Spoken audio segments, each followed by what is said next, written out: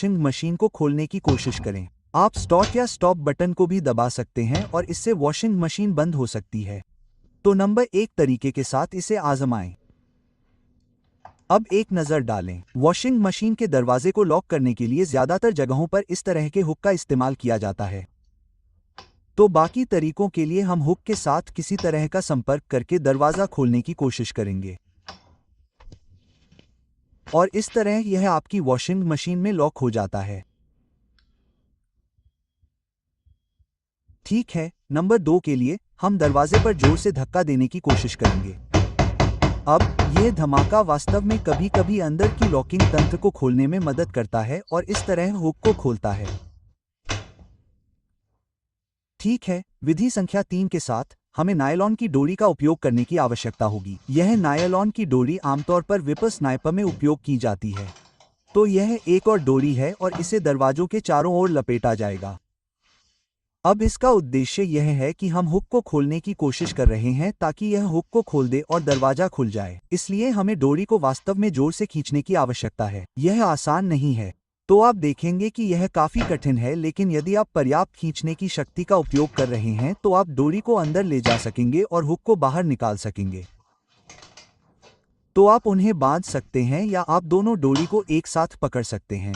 अब आपको डोरी को सबसे ऊपर वाली डोरी को बीच तक नीचे ले जाने की आवश्यकता है। मैं आपको 1 मिनट में दिखाऊंगा। आप यहाँ देख सकते हैं, अगर यह पूरी तरह से अंदर नहीं जाएगी तो दरवाजा खींचना बहुत मुश्किल है। तो आप देख सकते हैं कि मैं इसे नीचे खींचने की कोशिश कर सकता हूँ। तो अब यह लगभग नीचे है।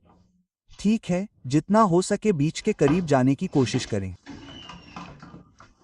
इस तरह से आपको हुक को बाहर निकालने के लिए पर्याप्त ताकत और शक्ति मिलेगी।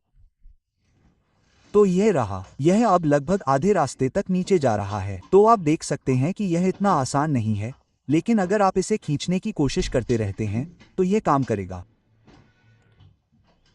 तो डोरी को नीचे खींचें।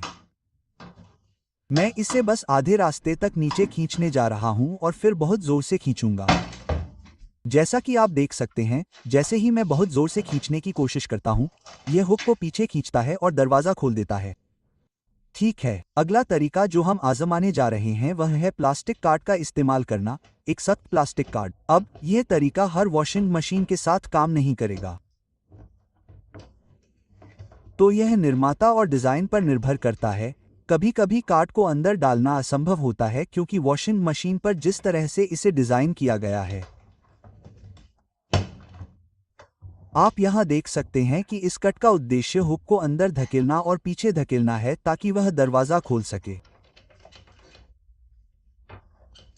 जैसा कि आप लॉक पर भी देख सकते हैं, वहां एक सफेद प्लास्टिक या सफेद टुकड़ा है। और जब आप कार्ड डालते हैं तो कभी-कभी यह उस टुकड़े के पीछे फंस सकता है। इसलिए कभी-कभी आप इसे उसके पीछे फंसा देते हैं और इसलिए आप हुक को धक्का नहीं दे सकते। तो जैसा कि मैंने कहा, वॉशिंग मशीन के डिजाइन के आधार पर यह आपकी वॉशिंग मशीन के लिए काम कर भी सकता है और नहीं भी। ठीक है, इस आखिरी